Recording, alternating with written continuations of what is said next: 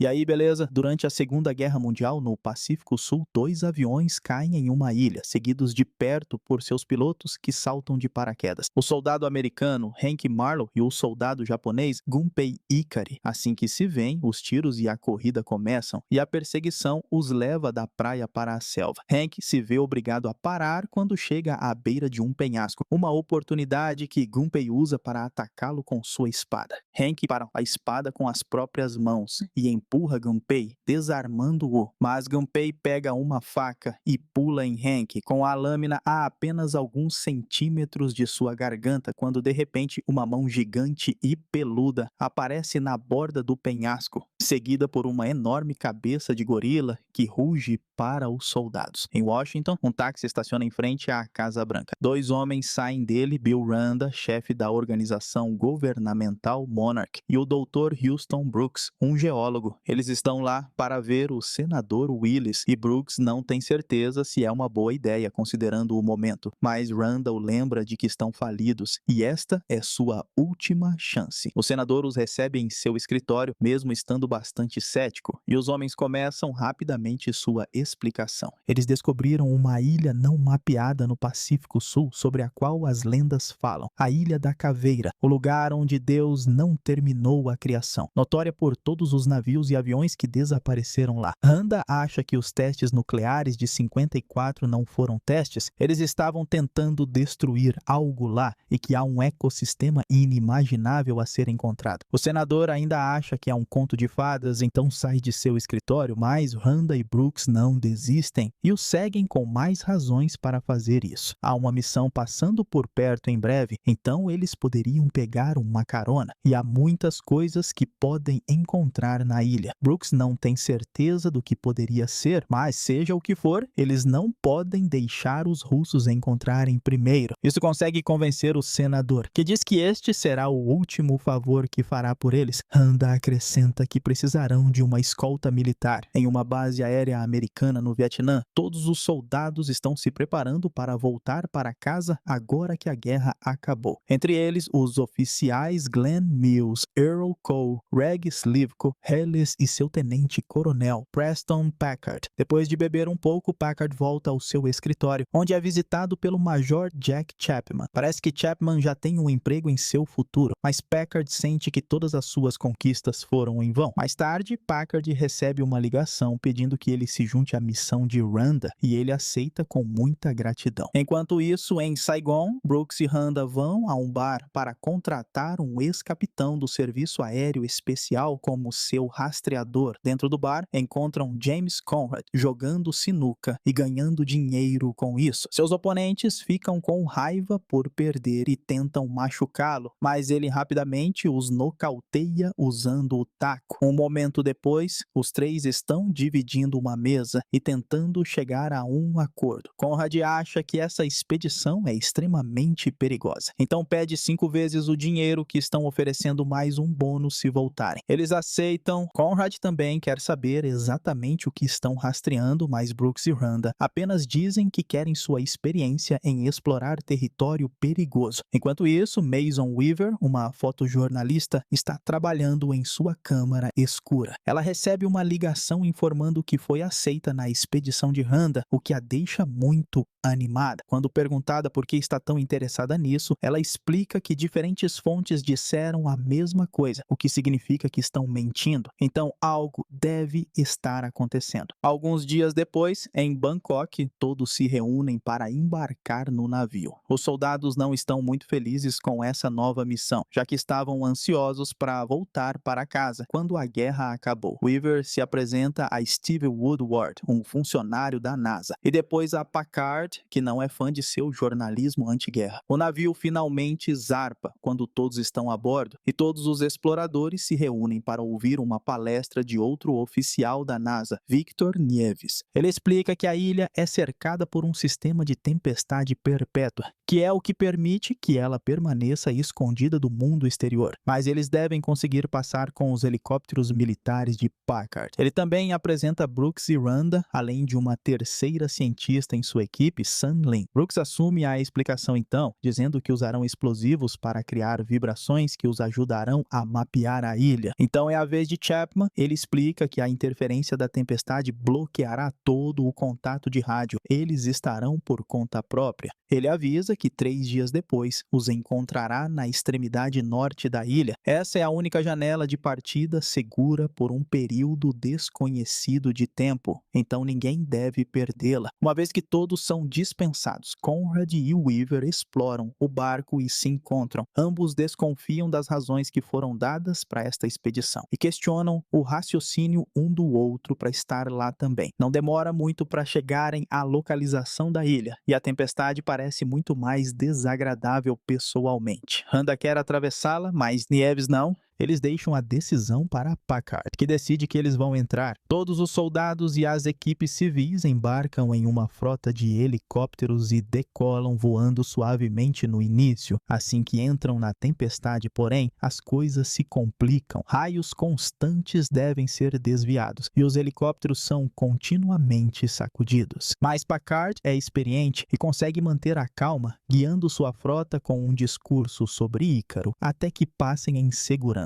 A ilha é linda, mas não há muito tempo para aproveitá-la, pois o plano está começando. Depois de deixar todos os civis, os helicópteros se espalham para encontrar o local designado para lançar as bombas, à medida que os radares captam rapidamente as vibrações das explosões. A teoria de Brooks é confirmada. O subsolo é praticamente oco. Tudo vai bem até que, de repente, um dos helicópteros é atingido e derrubado por uma árvore voando, e outro é agarrado por uma mão gigante. O helicóptero é virado e o soldado consegue ver o grande rosto de um macaco antes de ser engolido por ele. Todos os alarmes começam a disparar quando todos levantam os olhos para ver a figura poderosa parada contra o horizonte. Kong, o gorila gigante. No início, ele apenas fica em seu lugar, rugindo para eles, mas assim que os soldados começam a atirar nele, ele não hesita em se defender. As balas não o machucam. Então é fácil para Kong se mover entre os helicópteros para derrubá-los, e ele até esmaga alguns soldados que chegam em segurança ao chão. Um a um, Kong destrói cada helicóptero e não vai embora até que não haja um único restante no ar. Por causa do ataque, todos os membros da expedição ficaram espalhados. Em um local estão Weaver, Nieves, Slivko, Brooks, Sun Lin e Conrad, que os guiará para o norte para ficarem o mais próximo possível do ponto de encontro. Em outro local, Chapman está sozinho, mas consegue enviar sua posição a Packard antes que a comunicação morra. Packard está em outro local junto com Hellis, e quando começam a se mover, encontram Cole, Mills, Woodward e mais alguns soldados. Acontece que Randa também está por perto, então Packard vai falar com ele em particular. Ele aponta sua arma para ele e pergunta a verdadeira razão por trás desta expedição. Então Randa explica: monstros existem e ninguém nunca acreditou nele. As bombas não foram lançadas por geologia, foram lançadas para tirar algo da toca. Muitos anos atrás, Randa estava em um navio que foi atacado por um monstro. Ele sobreviveu, mas o governo disse à sua família que o navio havia afundado em batalha e o público nunca soube disso. Ele nunca parou de acreditar e agora quer destruir essas bestas antes que destruam a humanidade. Ele pede a Packard que os leve para casa com provas para que possam enviar a cavalaria, e Packard responde que ele é a cavalaria. De volta ao grupo de Conrad, Slivko tenta contatar os outros sem sucesso. Quando caminham por um lago, encontram um enorme animal semelhante a um búfalo para o qual Slivko aponta sua arma, mas Conrad o faz abaixá-la, já que ele não está atacando-os. Depois de encará-los por um momento, a criatura se vira e vai embora. Enquanto isso, Packard e seus soldados estão procurando por Chapman e as armas especiais. Enquanto avançam pela selva, um de seus soldados é subitamente morto por uma grande grande vara em sua garganta. Quando olham para cima, percebem que aquela vara é a perna de uma aranha gigante. A equipe imediatamente começa a atirar nela, o que não impede a aranha de pegar Mills. Com um amigo no caminho, eles não podem mais atirar, então começam a trabalhar cortando as pernas enquanto Mills pega uma faca e começa a cortar os membros que o estão agarrando. Leva algum esforço, mas ele consegue, e assim que é largado no chão, a equipe abre fogo novamente, derrotando a aranha. Enquanto isso, a equipe de Conrad encontra algumas ruínas abandonadas. Assim que dão alguns passos para dentro, são cercados por nativos apontando suas armas para eles. Eles apontam suas armas de volta, mas qualquer luta potencial é evitada bem a tempo por um homem aparecendo entre os nativos. É Hank, o piloto que pousou durante a Segunda Guerra Mundial. Quando ele diz que está tudo bem, os nativos recuam e Hank guia a equipe para dentro das ruínas. De volta a Chapman, ele está reabastecendo seu cantil quando vê Kong chegar. Chapman se esconde atrás de uma rocha e observa o macaco beber água e repentinamente colocar a mão no rio e pegar um polvo gigante. A criatura tenta espremer Kong com seus tentáculos, mas Kong prossegue arrancando seus membros e comendo-os. Ele sai arrastando o resto do polvo atrás de si. Na aldeia, Hank explica à equipe que estarão seguros contanto que fiquem com os nativos. Há um enorme muro cercando-os, mas não está lá para Kong, está lá para os outros monstros. Hank os leva a um antigo naufrágio e dentro dele mostra algumas pinturas antigas nas rochas. Elas retratam as crenças dos nativos. Por milhares de anos, eles viveram com medo dos monstros, até que de repente algumas dessas criaturas começaram a protegê-los. Kong é considerado o rei e um deus para essas pessoas, e ele não atacará a menos que provocado. Não foi Kong que matou Gunpei, foi outro monstro, os Skullcrawlers, grandes lagartos que vivem no subsolo e foram acordados pelas bombas. Kong geralmente consegue lidar bem com eles, mas o maior deles é perigoso, é aquele que matou a família de Kong.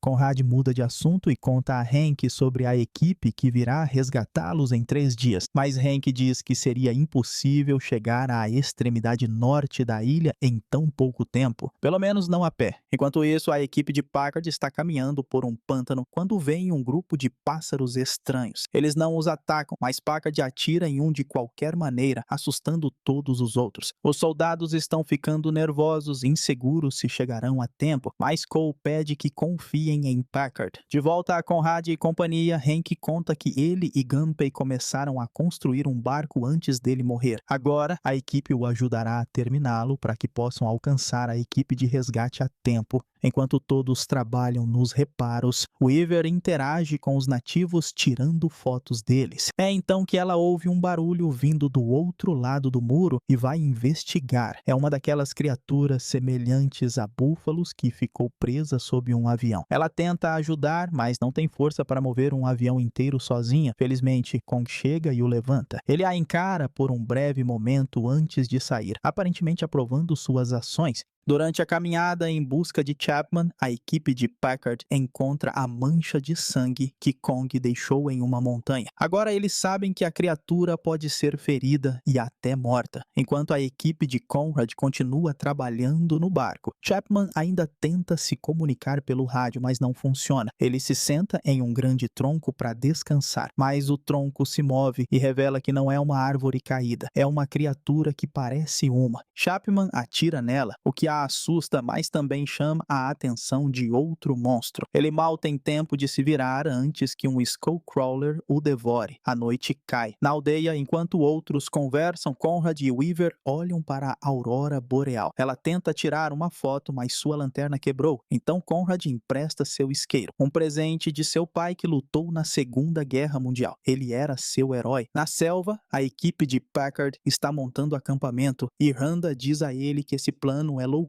Packard responde que se ele não gosta de como ele comanda as coisas, pode ir embora. Na manhã seguinte, o barco está pronto para partir. Hank recupera a espada do túmulo de Gunpei para levá-la com ele, já que ele se tornou seu irmão durante o tempo que passaram juntos. Todos embarcam no barco e, após algum esforço extra para fazê-lo pegar, finalmente zarpam. Enquanto Hank conta sobre a família que deixou para trás, eles recebem uma chamada da equipe de Packard. Pedem que disparem um sinalizador sinalizador para que possam encontrar sua localização, e Packard o faz. Acontece que eles estão perto o suficiente para buscá-los, mas a celebração é estragada quando um daqueles pássaros estranhos voa e pega Nieves para comer com seu bando. Eles não podem fazer muito além de continuar se movendo. Algumas horas depois, eles atracam o barco e descem para se reunir com Packard e sua equipe. Agora que todos estão juntos novamente, Conrad quer que voltem para o navio e partam rápido, mas Packard recusa. Ele ainda quer encontrar Chapman. Hank protesta contra a ideia, já que ir para o oeste significa ir para onde vivem os Skullcrawlers. Mas, como seu trabalho é rastrear, Conrad acaba cedendo sob a condição de que voltem ao anoitecer. O grupo parte em busca de Chapman e, no caminho, encontram os esqueletos dos pais de Kong. Apesar das reclamações de Hank, Packard ordena que atravessem a vala comum, que está coberta por uma névoa estranha. Uma névoa que descobrem ser inflamável quando Cole deixa cair seu cigarro e causa uma explosão. Eles não vão muito longe antes que um Skullcrawler os alcance e rapidamente se escondem atrás daqueles ossos gigantes. O Skullcrawler faz uma pausa para vomitar um crânio que cai perto de Conrad com uma etiqueta de identificação de Chapman. Então ele se vira e vai embora. A equipe acha que é seguro sair, mas quando o flash da câmera de Randa dispara, o Skullcrawler pula nele e o devora. Todos abrem fogo, mas é difícil mirar quando o lagarto se esconde na névoa. De repente, ele aparece na frente de Hank, que consegue cortá-lo com a espada antes que ele o empurre para fora do caminho e coma um dos soldados. Ele vai atrás de Weaver em seguida, e é quando outro soldado liga seu lança-chamas contra ele. O Skullcrawler atinge aquele soldado com sua cauda e o joga longe, causando outra explosão onde ele cai. Slivko é atingido e nocauteado por aquela explosão, caindo perto das latas de gás. Os pássaros estranhos de antes aparecem de repente, e enquanto os soldados atiram neles, Conrad pega a espada de Hank e uma máscara de gás que estava no chão e a coloca para entrar na área de vazamento de gás. Ele corta cada pássaro no caminho até chegar a Slivko, mas o Skullcrawler também chegou até eles. Felizmente, Weaver chega bem a tempo de jogar o isqueiro de Conrad no monstro, fazendo-o explodir. Uma vez que deixam a vala para trás, Hank lembra a Packard que ideia horrível é essa, e Conrad informa a todos que Chapman está morto, o que ele prova mostrando a etiqueta de identificação que a criatura havia vomitado. Mas Packard não se importa, ele ainda quer chegar ao local da queda para recuperar os explosivos a fim de matar Kong. Hank, Conrad, os cientistas e Weaver tentam impedi-lo, explicando que Kong é bom e só estava se defendendo, mas Packard continua sem ouvir. Todos sacam suas armas e parece que uma luta está prestes a começar. Mas Conrad diz a Packard a localização que ele e seus soldados precisam, mas levará os civis de volta ao barco, exceto Woodward, que vai com os soldados. Eles encontram as coisas de Chapman no caminho e as recuperam para que possam enviá-las de volta à sua família. Enquanto isso, Conrad diz à sua equipe para esperar um momento, porque precisa encontrar um terreno alto, e Weaver vai com ele. Já é noite quando o grupo de Packard encontra as armas e começa a trabalhar em uma armadilha para Kong, que inclui chamas. Conrad e Weaver chegam à beira de um penhasco e conseguem dar uma boa olhada no rio e onde o barco possivelmente poderia estar. É nesse momento que Kong os visita, mas ele não ataca porque reconhece Weaver, que agora se sente corajosa o suficiente para tocar seu nariz. Kong não parece se importar, mas ruge e vai embora quando ouve as explosões detonadas pelos soldados. Conrad e Weaver retornam à sua equipe e os mandam de volta para o barco. Os cientistas vão, mas Hank se junta a eles quando descobre que querem salvar Kong.